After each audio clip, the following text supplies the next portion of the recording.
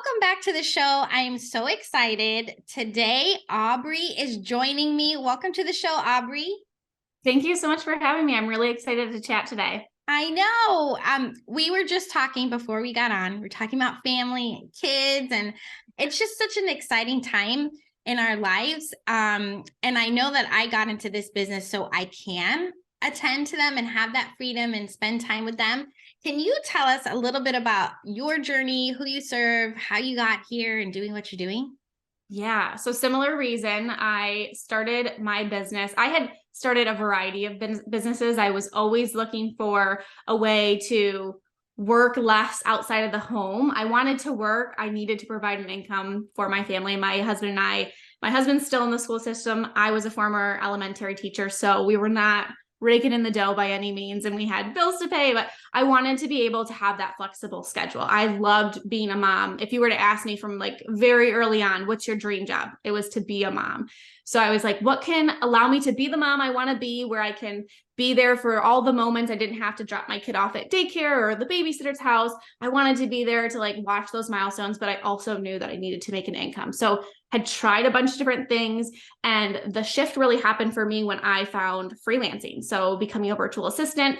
And at the time when I found that, I had a 2-year-old and I was 7 months pregnant with my second son. So nothing like a little fire under my butt to like be ready to go and make this happen. So was able to start my business and grew that fairly quickly. It was one of those things where people are like, it sounds too good to be true, but I was able to grow it quickly and get to a point where I was ready to step away from my teaching job right before I had my second son, and grew that and had accomplished what I set out to do: work from home on my own schedule, be there for my kids.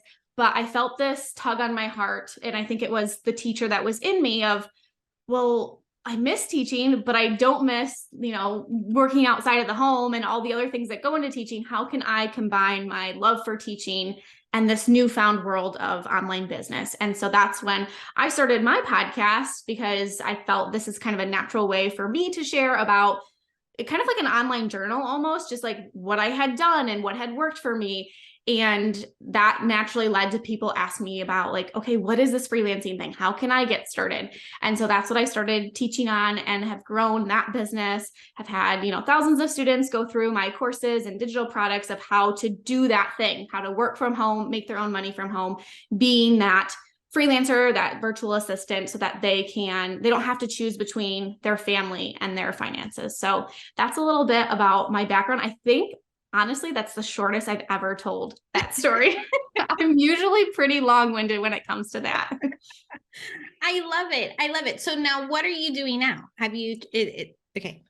Yeah. So I've transitioned. So 2021, I feel like the past 3 years, it's like all a blur. It's like, when did that happen? Like, when were we all quarantined to home? But in 2021, I made that like official shift of no longer having freelancing clients. I kept that on for a while because I'm sure, as anybody knows, like starting any kind of education, course creator coaching, that takes time. So I again still needed to bring in that income. So as I was building this, as I was growing my podcast, my audience, I was shifting what I was talking about online. I was still working with those freelancing clients, supporting them in their business, helping them with their marketing and their back-end systems. And then in 2021, I made that shift of, okay, I'm ready. I've grown this business enough. I'm ready to launch, my own products and courses into the world. And so I made that shift then. And that's what I do now. I help women get started. A lot of my audience is teachers, because teachers are, either looking for just a way to supplement their income, or they've had enough in the classroom and they're looking for something new, which is really hard for a lot of teachers, because a lot of our identity is wrapped up in being a teacher. And a lot of teachers don't believe that they have any skills outside of teaching, which, I had that same thought too. I thought like I could only ever be a classroom teacher. That's what I've been trained to do. So they're like, can I tutor kids after school? Like, to look for those translations. And so that's what a lot of my audience is comprised of now. And I love doing that. I get to combine that love for teaching that I had, but it's on my own schedule. It's still around my kids. It's funny because this coming up into this fall, I will have both kids in full-time school, which I've only ever built my business with kids at home in these pockets of time, right? Getting up early, in between nap time, here and there. I've never had my kids in daycare. So I'm really almost nervous about what it's going to look like when they're both in school and I have every day, all day. I'm like, I'm going to need to pick up some hobby to fill my time. Cause I've always just been like, I only have this hour. I need to be super efficient. I need to get what I need to get done because kids are going to wake up from their nap or they're going to want to go outside and play. So it'll be very interesting to make that shift. I know that's going to be exciting. Okay. Can we just talk about that right there? I know we're going a little off topic, but I love what you said about like, I found these little pockets of time and I made it work. So can you speak to like how you prioritize what you're doing in these pockets of time? Yeah. And it's going to sound like the most generic answer, but it's so true. From the beginning, I would say that there's two things. Number one is planning. So Sunday sitting down. And I think this comes from my teaching background of like, I had to create lesson plans. I had to know, like, I couldn't just fly by the seat of my pants going into a day in the classroom. Like I had kids that I had to teach and they needed to be, entertained and educated throughout the day. So I think that helped me. But every Sunday I was sitting down and looking, okay, first things first is where do I want to block out times or where do I need to block out times for non-work time?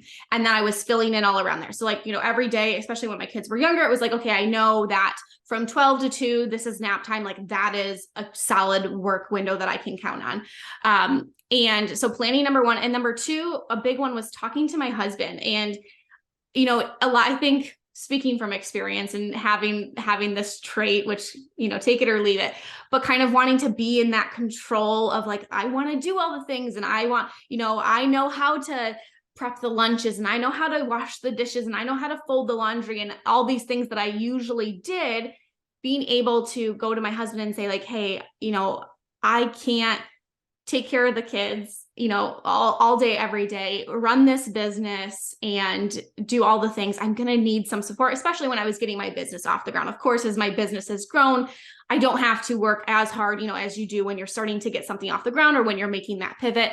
So what I found was that I think a lot of women just like, my husband should just know, where they should know that I'm stressed out and know what I need. And why aren't they, picking up the slack? Like, don't they see that I'm just trying to like do this for us? And so instead of taking that route, which would have been my usual route, I just sat down with him from the beginning. And when I was doing my Sunday planning with him, it was helpful for him to know, hey, this is when I'm going to need to be in the office. Like, so again, when you're building your business, finding those pockets of time. So there were some times where he would get home from work and like, he would take over and I would go up for an hour, or like if during the day, nobody napped, I might need a little extra time, working. And just having that open communication with him really helped because I didn't feel like I was in it alone. And I think it helped him too, because he felt that he could help. He knew what he needed to do. And he's not a mind reader. So he can't just assume, oh, like she's stressed out, she needs all these things done. So planning, like being super, super diligent about that. Like I said, especially in the beginning, especially if I only have these pockets of time, knowing going into the day, not starting, with that, like, I don't know, I'm going to get into the office and I don't even know what I'm going to do today. Like knowing going into that, even if you can't plan out a week, some people that feels hard because they're like, well, I don't know, and things might change. At least if you can sit down the night before and say, okay, here's when I'm going to be working. Here's exactly what I'm going to be working on. Setting a timer was super helpful for me. I'm very competitive. So if I had a timer going and I was like, I've got an hour, I have to get these 3 things done. Nothing, lights a fire under me, like a little time crunch and a little bit of competitiveness.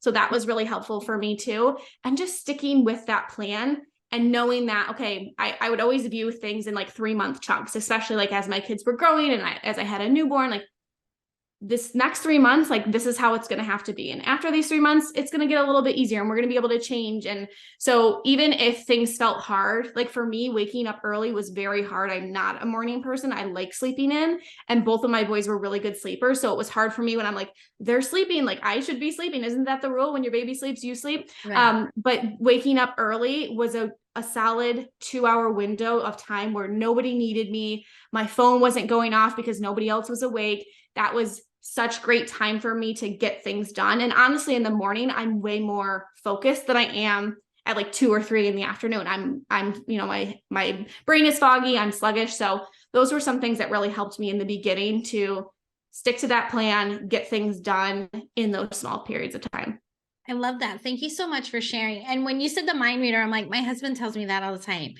remember, I am not a mind reader. You, Right. whatever you need, I will help you, but you got to tell me, right? Yeah, Like, exactly. They just want to be told what to do. Like they're most are like, I'm willing to help, but you yes. just got to give me that guidance. And Yes. like I said, it helped him to know these are things that I know I can do. And so now like our roles look completely different, but so like my husband cooks dinner on most nights. Again, like when I was building my business, like he was the one that was doing a lot of that prep because I was finishing up work and whatever it was. And now he loves doing that. Like like that is something for him to unwind. He like puts on some good music and he makes dinner. And so that has been a very nice dynamic shift for us. And he's like, I enjoy doing it. But if you wouldn't have said like, hey, I'm going to need help with this, we probably would have been going on with the way things are. So yeah, they're definitely not mind readers, but they like to be told what to do. And they don't want to have to like second guess, am I doing things right? Just like tell me what to do and I will do it. Exactly. And they also want to fix things, right? They want to make it better for you. And it's like, Yep. so now I come to my husband, which he actually is called Mr. The kids and their friends call him Mr. Fix It, because not only can he physically fix things and build things, but he fixes like whatever's going on. I totally lost my train of thought of what we were talking about. But so now it's like all the communication of, what we're going to do, what it is, it's all very clear. And I'll go to him and I'll say, okay, I don't want you to fix it.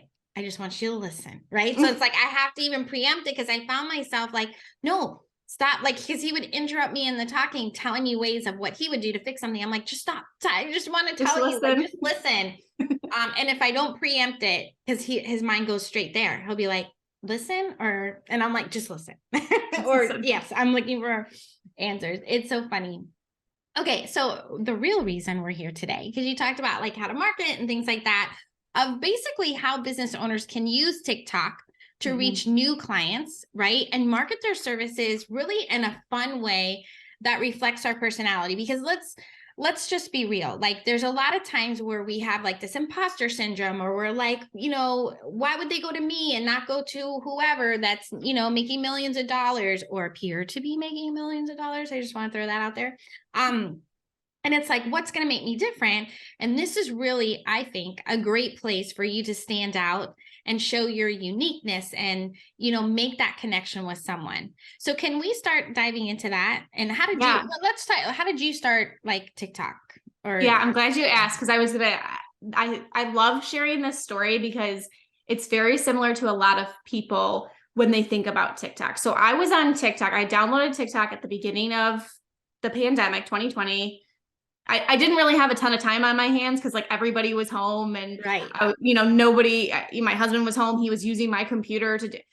It was crazy, but that's whenever like I was like, I heard about this app and I'm like, okay, I'm going to download it. And I just loved spending time on the app. I loved viewing content in that way. And I was learning so much about different things and seeing things that I hadn't seen before, which was one of my biggest complaints with Instagram. For me, at that time, it was a lot of the same song and dance, like the same pretty pictures with the filters. And I wanted something different. And that's what I was finding on TikTok.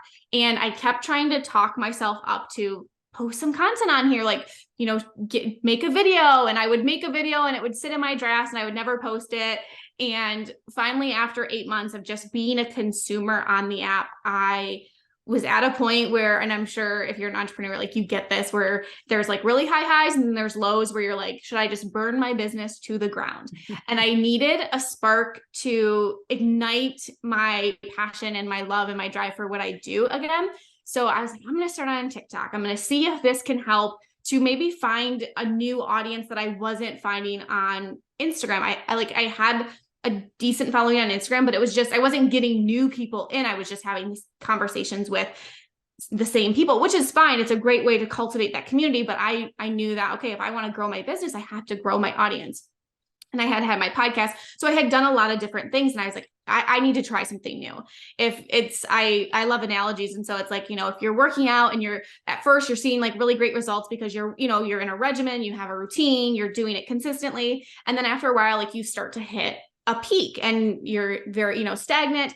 And so you might need to switch things up. You might need to try something new. Maybe you need to add in like some strength training or something.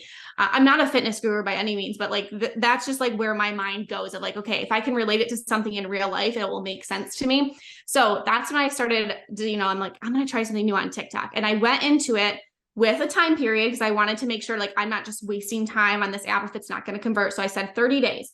I'm going to be consistent every single day, post at least, 3 videos a day. I already had a lot of content. Again, like I had my podcast. So it wasn't like I was reinventing the wheel. I was just changing the format of which I was delivering this content.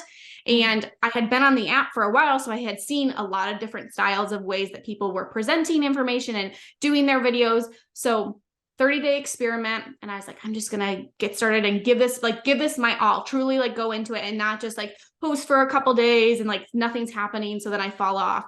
So for 30 days I did it. And I think I was on day 28. I'm like, okay, I gave it my all and nothing's happening, but like, at least now I know. And it was like right at that, like day 28. And I had my first mini viral video, which I think was maybe like 20,000 views.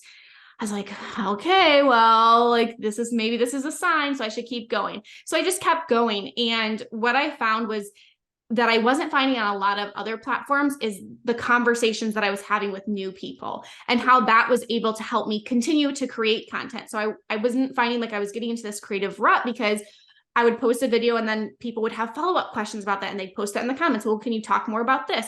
And so I was like, great, here's another video idea. And so they were kind of feeding that. So this was when I started was in February of 2021. So now we are April 2023. So 2 years later, and I have grown that following. I started with 0, with my 30-day experiment, and now I have close to 300,000 followers on there. It's the #1 driver to all of my programs, any of my lead magnets, my podcast, like that's where everybody comes from. It's like that top of funnel for me. And then I'm able to build deeper connections with them and get them on my email list and nurture them there. And like you said, I found that I love showing up on video. I think I had my podcast, and if you're listening to a podcast, it is easy to kind of build a connection with somebody. You're listening to their voice and you're like, wow, I really love the way that they're talking. And I'm relating to them, but that connection happens way faster on video. And I didn't want to be for everybody. So I know that there's going to be some things that I do or the way that I talk or if only you could see the video now, like I'm talking with my hands. I've had some people on TikTok, like, stop using your hands. And I'm like, well, that's just me. I'm Italian. That's how I talk. So if you're not here for it, that's okay. And we're able to cultivate a community of people who like, they just felt like I belong here and she's like me. And I didn't have to feel like I had to have this perfect home or have this perfect, stage, flat lay of thing, like I could just be myself, show up as I am. And people resonated with that. And it's such a fun way to show up. And even if it doesn't end up being the way that you market your business for the rest of time, I think it's great to do that little experiment because it ignited something in me and it refreshed me by trying something new that now in all of the different platforms that I show up on, because I am still on Instagram, I still have my podcast, but it has changed the way that I show up because I gained that confidence from TikTok. So I'll stop blabbing on about that and I'll let you, we can dive more into some of the tactics. And I love this. I love this, and I love the part when you were like, okay, it's 28 days in. So you were saying 3 videos a day for 30 days, you're on day 28 and it took that long. If I'm putting in air quotes because really that's not a long time, right? Because you got to give it time to build momentum and get seen and all that good stuff. But you were like, but if I didn't, I would never know. And I think that's what happens with most people is they're like a week in or maybe not even. And then they're like, nothing's happening. Like, all right, I'm going to quit and move on. Right. So Can you speak to how you made the commitment and like stayed in self-integrity and stuck to it? I think for me, like it is part of my personality. And I like that. One of my mottos is like, if I don't try it, like I'll never know. And I don't want to live with regret. I don't want to get to the end of my life and be like, what if I would have tried that? That's honestly why I've tried multiple things to be able to accomplish my goal of working from home on my own schedule, because I don't know if it's going to work out. I don't know if this is going to be the thing. And so I owe it to myself to try it. And I view things as, well, if I try it and it doesn't work, I'm still in the same position that I am right now. But if I try it and it does work, or if I learn something along the way, that is a win. Like, even if it doesn't end up being the thing that you wanted it to be when you initially went into it, you are still learning valuable lessons along the way. So even, of course, I was putting time and devoting a lot of time to this. And at the end of the 30 days, sure, it would have felt a little defeating if it didn't turn into what I wanted it to. And honestly, at the end of the 30 days, like, I didn't hit those initial goals of, like, people go into it with, attaching numbers to it. So many followers, so many email opt-ins, all this stuff. But I learned so much through that process that even after 30 days, if I would have stopped, I still would have considered that a very valuable win in my book, because I learned so much. So I think, number one, like, you do owe it to yourself to try things out. I am a person who, if you tell me not to do something, I'm going to do it because you told me not to do it. That's just my personality. I'm stubborn. A lot of people think that stubborn is a bad thing. It's not. It's really not. It's a good thing. It has served me time and time again in life and in business. But trying things out and just kind of making that commitment to yourself. A lot of times, if I have commitments that I know are going to be hard to stick to, like, I will enlist the help of an accountability partner to say, hey, I'm setting this goal for myself. Like, I really want to stick with it. I know it's going to be hard. Can you help hold me accountable? And because what I have found is we will do that. We'll say, hey, I'm going to do this. Here's what I'm doing. It's so much easier to let ourselves down. Like, we'll be like, well, we'll come up with all these excuses. Well, it wasn't working anyways, and I'm not cut out for this. But if we tell somebody, hey, I'm going to do this for you, it's so hard to not follow through on that commitment. So that's why sometimes bringing somebody in is helpful, because it's like, now I've told somebody else, now somebody else is aware of that. If I don't do it, how's that going to look? How I don't want to come across as somebody who doesn't follow through with what I do. And I think you hit the nail on the head of, you have to be willing to put in the work and to stay consistent, even when it's not happening for you. So many people will go into and say, like, they're looking for that magic bullet, that thing that's going to take them from 0 to whatever overnight. And nothing is that. I do feel like TikTok is a really great place to expedite that process. I think you have an opportunity to get in front of people who have no idea who you are way faster than a lot of other platforms out there, but it's not an overnight success. It's taken time, again, 2 years to grow it to what it is. And of course, I could look at other people on that platform who have millions of followers and think, oh gosh, like, I'm not even anywhere close to that. But it has taught me so much in that process, and that consistency. Once you build it, it becomes easier to do. Of course, in the beginning, it was hard to create videos every single day and to put them out there and to come up with the captions and the text overlay. Now, when I do it, and especially, like, people are like, well, do you post on Instagram Reels? And I'm like, it's so hard for me because I'm so used to TikTok and what I do there. Like, that process is so fast that if an idea comes into my head, I can create a video on it. I can put the text and what I want over it, and I can post it in like under 5 minutes, because I built that habit in myself. But it wasn't like that in the beginning. I've gotten to that place right now. So really creating that goal for yourself, staying consistent with it, bringing somebody in who can help hold you accountable, and continuing to show up even when you're not seeing results. It doesn't always have to be results driven. I think, again, learning lessons along the way can be those results, or can be those wins that you don't even expect going into something like an experiment like this. Mm-hmm. I love this. So do you ever take what you're doing on TikTok and post it on Instagram? I sometimes do. I need to be better about it. I'm more so in my stories on Instagram. That's where again, like that video content, that's where I like to show up, and I like to hang out in the DMs. I know that I still need to have a presence there, but I need to be better.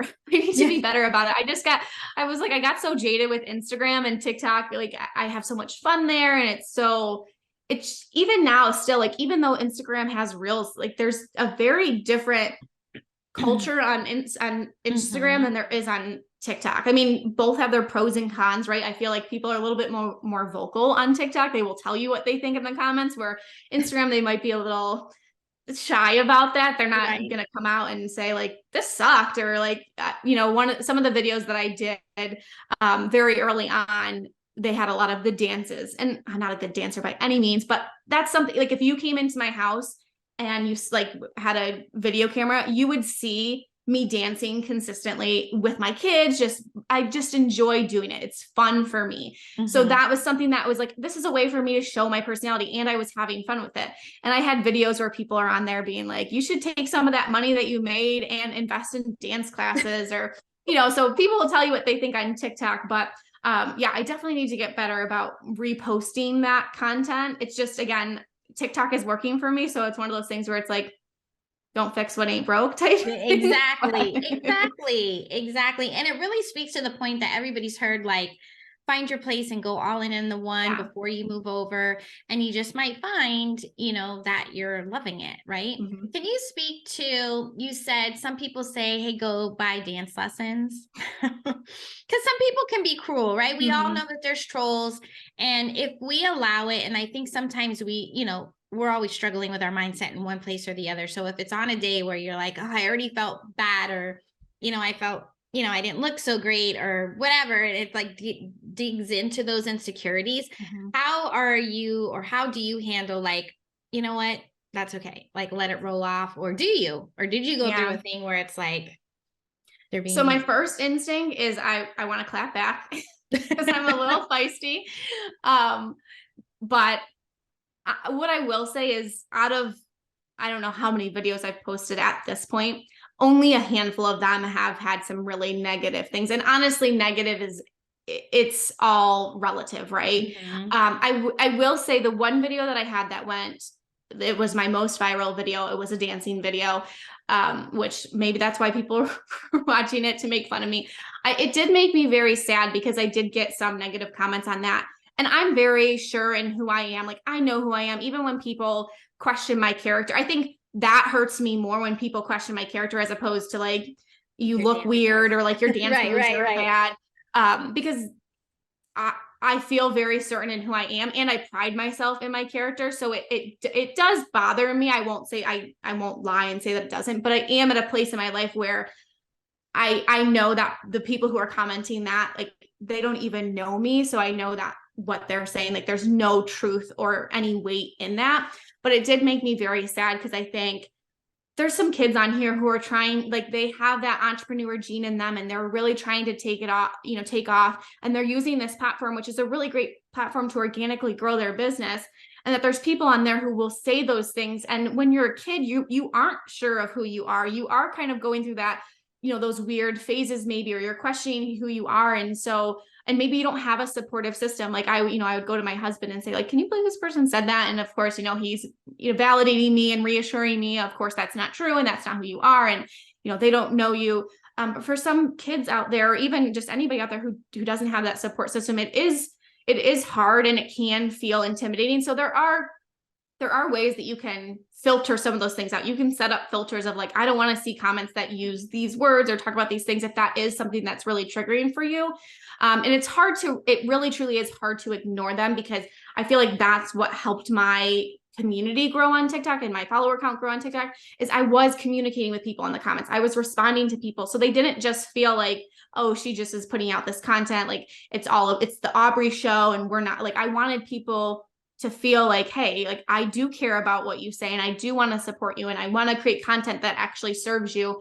So it's hard to say, like, just don't look at the comments. But like I said, I will say, I don't, for all the videos that I posted, just a handful of them have gotten some negative comments. And sometimes that might mean, like, hey, if something really did strike a nerve with me, like, I might have to put the phone down for a little bit, and that's okay to kind of take that break to recenter yourself.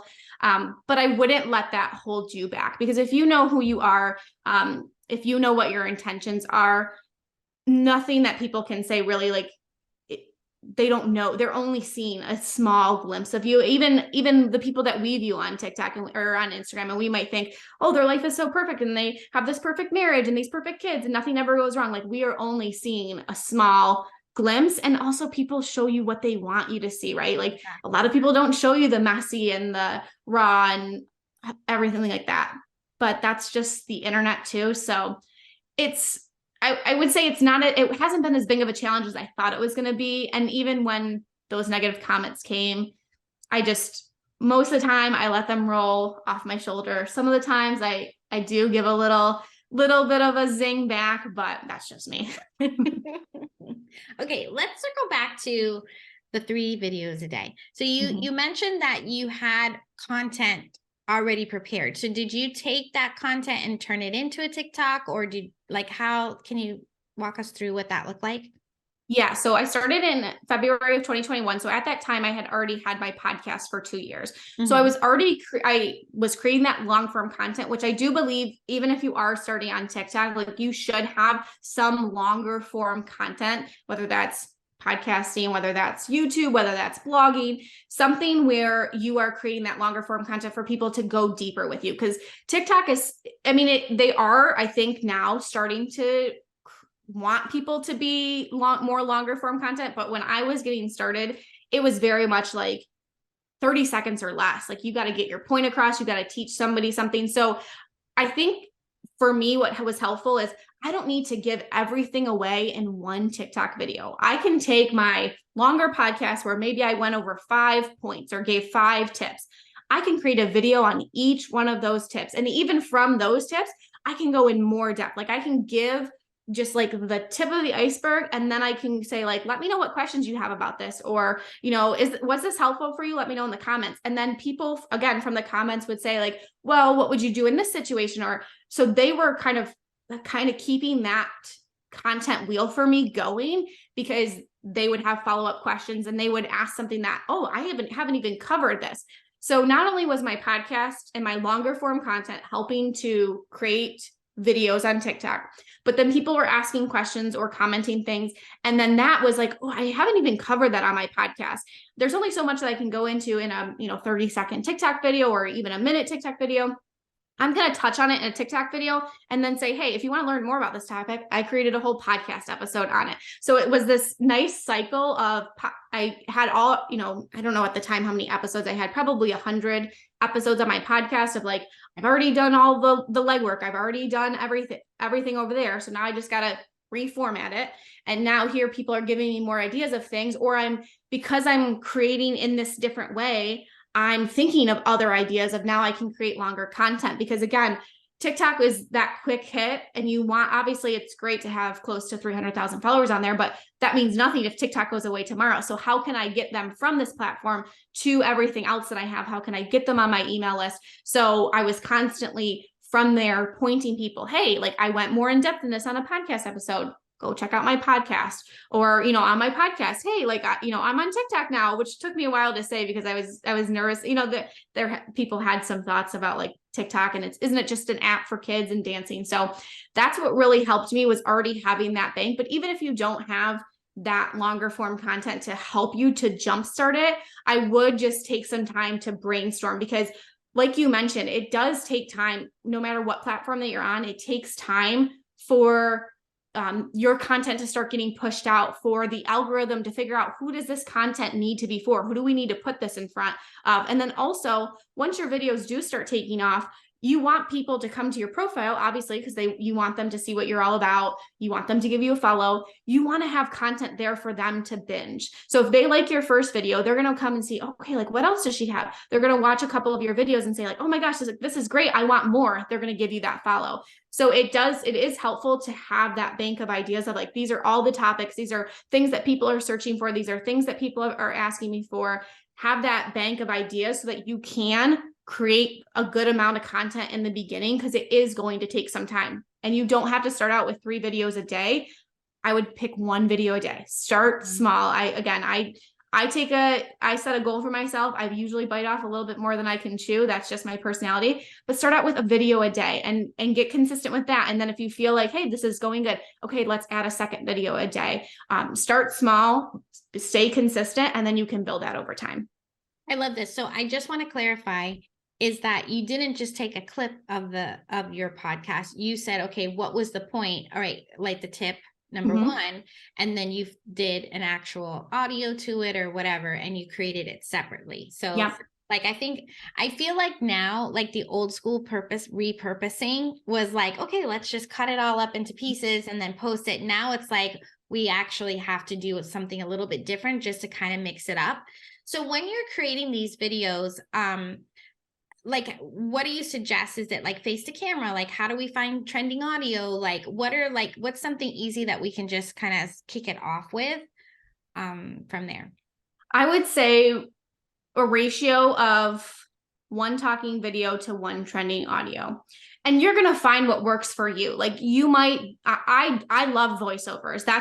That was very popular when I first got started. So it's so easy for me to fall back into it. Like find a voiceover, apply it to my niche, make an inside joke and post that. It's very easy. I can do that in under 5 minutes.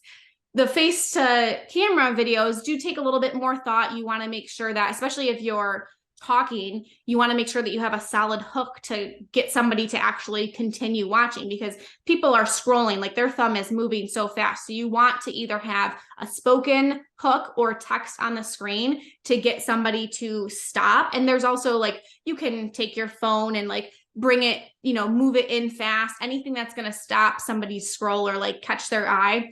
But I would say like one trending to one talking. And also this is something new that I've been incorporating that's a little bit harder for me, just because it was so easy for me to be like, here's your tips and here's how to do this and here's what I recommend, around my topic. A lot of those educational or even those inspiring stories of like, here's how my student went from this to this, those case studies. But don't be afraid to infuse you into it. Don't be afraid to show who you are outside of what you do and what you teach, because that is the big shift that I've seen on TikTok is people want to get to know the person behind the camera. They don't, like it's great if you're helping people and you're giving people tips, but what's going to keep people sticking around and watching your content and coming back for more is if they feel like they know who you are. And again, what you choose to share is, whatever feels comfortable for you.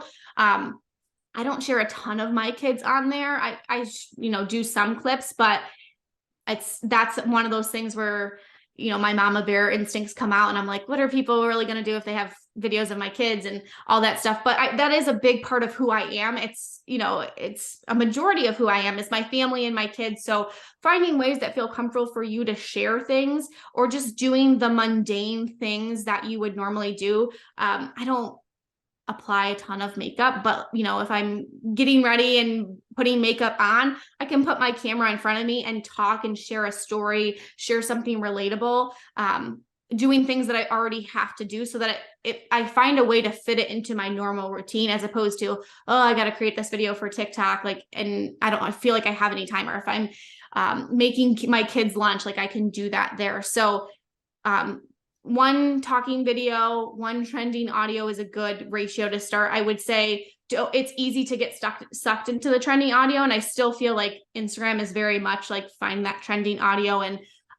apply your niche over it. But people want to get to know you. They want to hear your voice and you have something to say. So you don't have to go into it with a 3-minute long video of, why you started or your best tips around what you teach. But you have to share your voice. People have to hear you and see some of who you are, because at the end of the day, like you, especially if you're, a course creator or a podcaster, like you are the face of your brand. And if you want that connection to happen quickly, you have to be willing to show a little bit of who you are. And again, start small. You don't have to start with these 3-minute long videos. Start with just maybe a 30-second video of you sharing a tip. And maybe you've got a green screen behind you and you're showing like your favorite program or your favorite way to organize your content, whatever it is that you teach on, and then let it grow from there. I love that. And to your point, my daughter calls it. So my daughter, I told you earlier that she moved to Chicago. So she works for a PR firm and she does influencer marketing. So she matches the influencer with the brand. Mm-hmm. And so I'm like, oh, can you help me with some of my social content? So she calls that the 5 to 9. Like, what are you doing outside your 9 to 5? Like, mm-hmm. And that's speaking to your point of people do want to make the connection with you. So it's like, sometimes I'm like, I told her, I'm like, honey, I literally sit in the office all day. I barely leave the house. She's like, yeah, but think about what you do. You go out by the pool or you do this, or you're walking on your treadmill, whatever it is that then people can relate to you, or even time, with my husband or when we go visit them. So I definitely think, because that's really what builds the relationships. Just like we say all the time, people do business with people.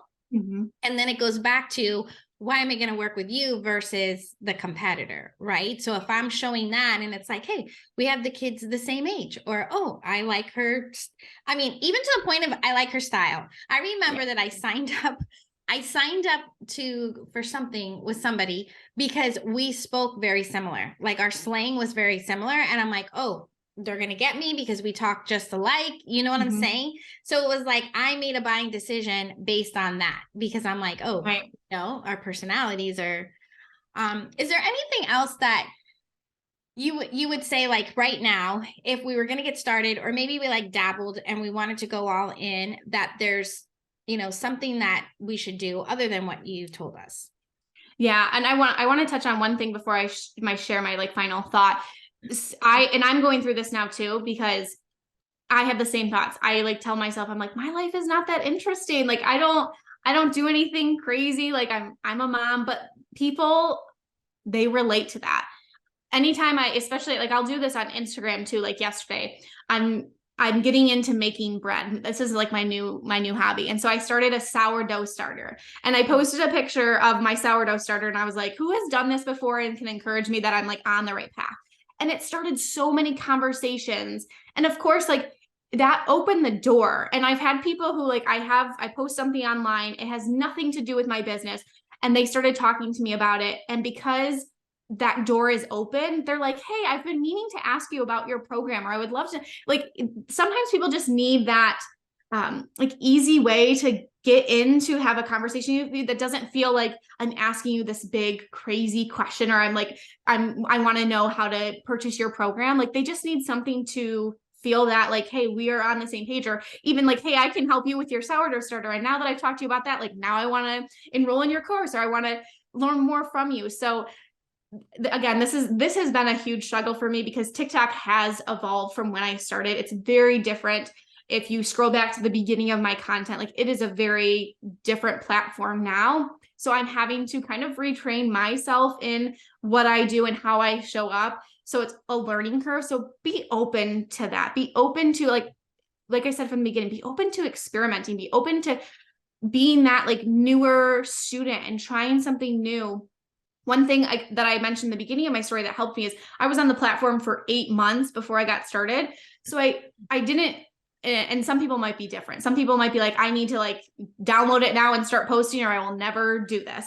Other people are like, that feels a little intimidating for me. So I would say if you're thinking about getting started, spend some time on the app, scrolling through, searching in the search bar some keywords around your topic. See what other people are doing. You don't have to reinvent the wheel. Of course, you don't want to copy somebody else, but just kind of get an idea of like, what are other people putting out on this topic, and how are they presenting it? How can I put my own unique twist on it? Or they teach it this way, but my way is different, and this is what's going to set me apart.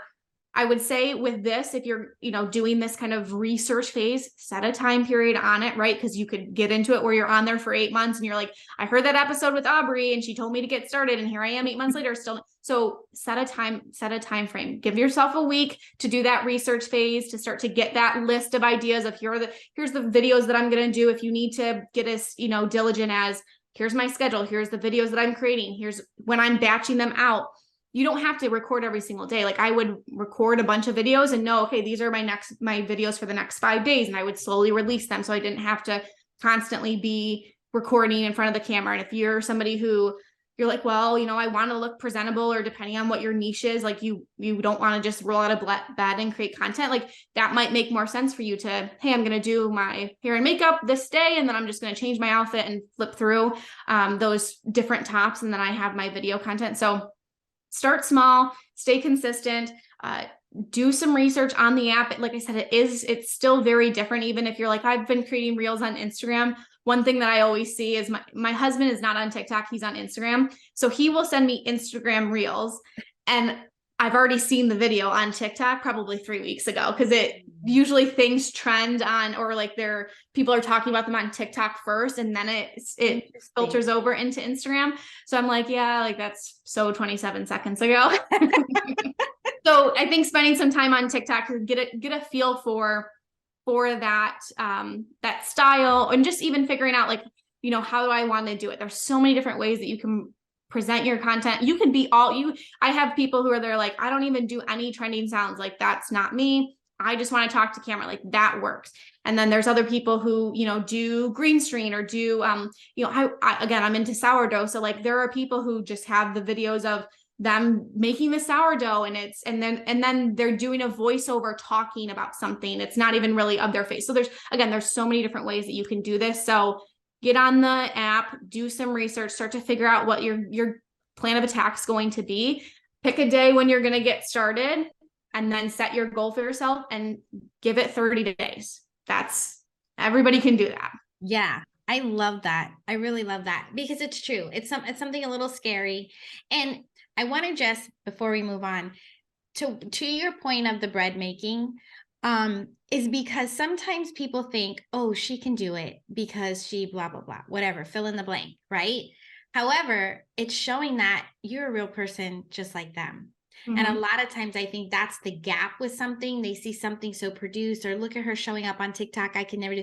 But then it's like, no, I'm a real person. I'm a human being. I have these things. I have these interests, whatever.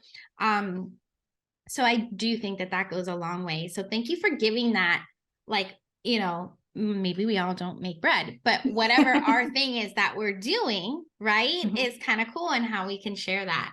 Okay, let's dive into Michelle's hot minute. So I'm just going to ask you rapid fire questions. Okay. And you just answer first thing comes to mind. Okay, ready? Mm-hmm. Okay. What has taken you the longest to get really decent at? Is this business or personal? Whatever. Oh, goodness. Personal. Sourdough bread making. No, just right. I'm just starting with that. So I'm one of those people who I like to knock it out of the park the first try. So we'll see, because we're on day 6 of our starter. So it's taking me really long to get good at. I think just trusting myself and knowing that I have what it takes to do it. Mindset is big for me, even though you might be listening to this episode and think she's got it all put together. I like to be real and tell people it is a constant struggle, even though I might come across as confident, and most times I am. But just trusting myself that I'm making the right decision. I'm a recovering people pleaser. So I don't like to make people feel uncomfortable or awkward, or I don't want anybody to be upset at, if I'm the cause of it. So just trusting myself that I'm making the right decisions and the right moves at the right time. It's taken me a while to get to that point. And I'm not there yet, but I'm definitely trusting myself more and trusting my intuition more. That's a great answer. Okay. What's your guilty pleasure? Reality TV. What do you like? Oh gosh. What don't I like? What's in rotation right now is Real Housewives of New Jersey, Summer House, and The Challenge. Those are. We could be like BFFs. Okay. Yes, I'm sure. I'm just saying. By the way, I think Melissa always dresses fabulous. And the Ireland trip, when they had the dinner, I was a little disappointed in the outfit. I mean, it wasn't terrible, but I'm oh, not my favorite. Do you know what I'm talking about? My husband. So my husband he watches it with me. Mine too. And I'm real, we are really struggling with who to believe. There's sometimes where I'm is Teresa just crazy? Or are Melissa and Joe, is there a side of a story that we're not, I don't know who it's I can't decide who I should believe. Always said there's 3 sides to every story, yes. Right? Yours, mine, and the truth, mm-hmm. right? So I think there's some in there. And it is a sad situation. But yeah, well, I mean, we could talk about that. What is your favorite thing to do with your boys? Oh gosh. I just love so big things. I love going on trips with them. I love experiencing things through their eyes. So we just did a big Disney trip.